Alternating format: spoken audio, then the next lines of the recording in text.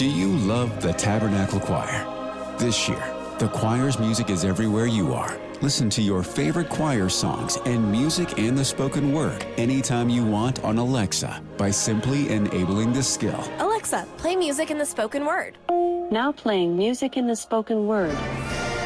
You can also download the Tabernacle Choir app, subscribe to the choir on YouTube, listen on Spotify, and have access to all their wonderful music. Happy listening. DJ and PK, it's 97.5, the KSL Sports Zone. We got to ask Andy Bailey about this when he gets here at 9 o'clock. You put a question up. Should star players like LeBron retire as a great player or play past their prime? Amy, if I was a star player, I'd want to go out on top, but that rarely seems to happen. Well, what is on top, though? I mean, the John Elway, you win it all at the end. That's what I assume on top is. You can't control that. I disagree on that. That's storybook. That's fairy tale. Yes. And it's also rarely. And I could argue that John Elway wasn't close to being on top when he went out. The team was on top. Right. He individually was not what he had been. And Peyton Manning. But he was, Peyton Manning, even more obviously. Right. He was throwing wounded ducks. His shoulder, something happened. It was gone. He may have literally been carrying an injury that year, but he just could not throw the wiffle ball down the field. They did win. Yeah. Their defense was outstanding. They won the Super Bowl. It was his fourth trip to a Super Bowl and his second title. So he got to go out on top as a team, although individually he didn't.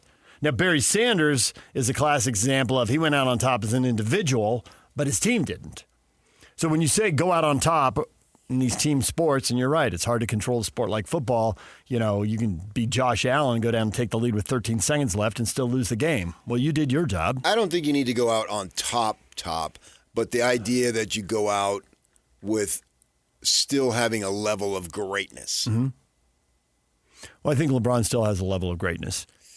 Yeah, but he's getting it right. gets seedy and tawdry with him switching teams. It does.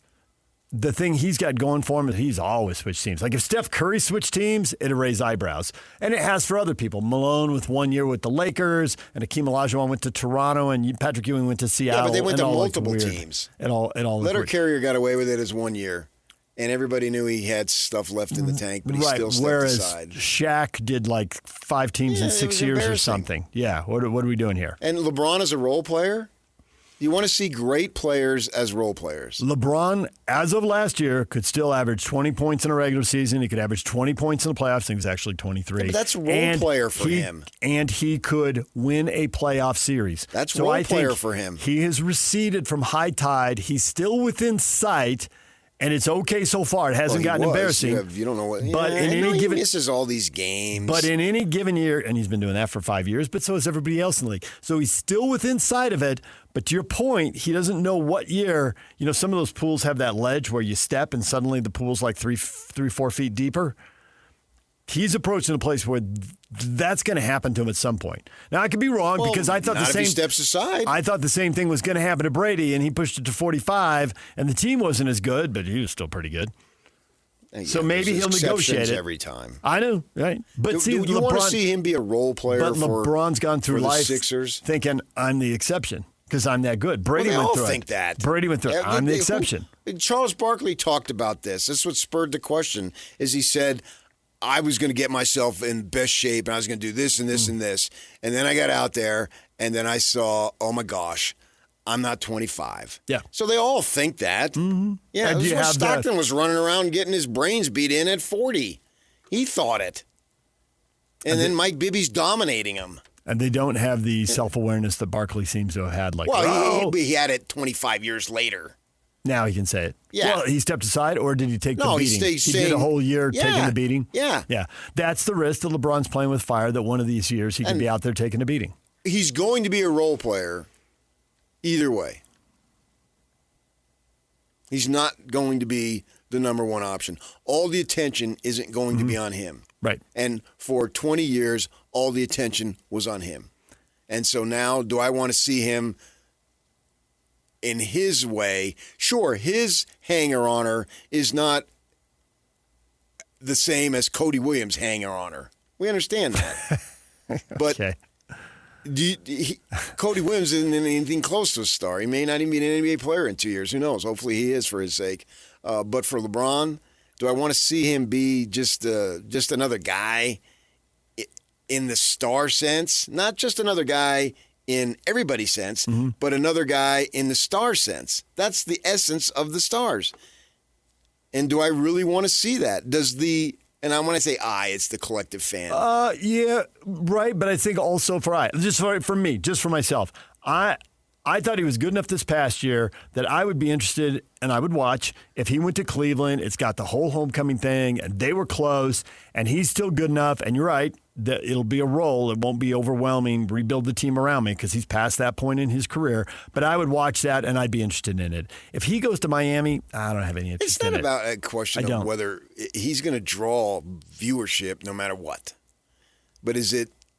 But even that will wane over time. Is it going to be what we're looking for? Should a star do that? A star's got to win at a pretty high level to keep drawing those eyeballs. And they don't. And I think we've seen that. Like, Deion Sanders has tremendous star power, but he doesn't have the pull at Colorado now that he had when he went there. And there are reasons he can't control with the health and having, serious health challenge and having to miss, all the offseason last year.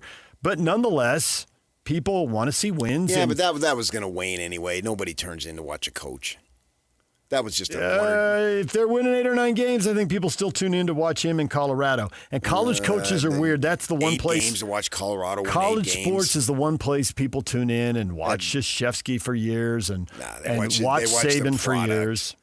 If because Krzyzewski the product was stays, coaching at Northern Arizona, nobody would be watching it. You're right, but the coach is the sign that the project is really good because Krzyzewski and Saban always win. But now we know Deion doesn't always win. Deion wins sometimes. One year he does, one year he doesn't. He has good players. Yeah.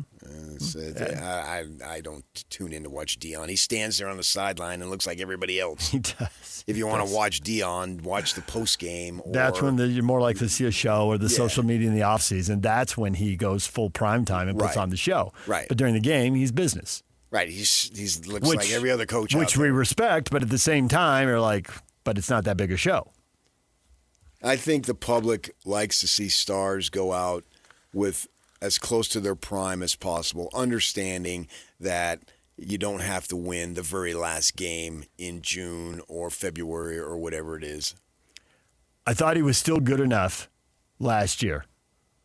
How far is he going to fall this year? And every year he decides to play, he rolls the dice on that because Father Time is undefeated. Yeah, but it was good enough. They had no chance. Mm-hmm. LeBron having no chance. Is that really good enough? No, and that's why I said if he goes to Miami, I think he has no chance, and it doesn't really interest him. If he goes to Cleveland, I think he does have a chance, and he play a big enough role. I mean, you're right. He wouldn't be the star, but he wasn't the star in L.A. I mean, that's why he's leaving. Doncic is the star now. They're building around Doncic. They're not going to build around LeBron. Yeah, but Doncic didn't play. He's in his 40s. In the playoffs. Right, and LeBron's still good enough to be But good enough for what? To be the best guy to win a playoff series. On a team that has no chance. To be the best guy on a team that wins a playoff series. That's not good enough for the GOAT that a lot of people claim he's the GOAT, and he was good enough to win a first-round series. That bar is so freaking low at that point. That's not good enough. Then you want him to retire. I'm okay if he goes to Cleveland. I don't want to see him in Miami. I'd rather him retire than go to Miami. Doesn't interest me. Philly does interest me. They have so much talent. It could be a complete mess. It could totally go sideways, and he's got to gauge that. And that's why he's got to talk with these guys. You know, who's going to sacrifice for the team? It can't be, hey, my turn, because that's just not going to work. It never does. So he'll have to figure that out, and that's presumably what he's doing right now.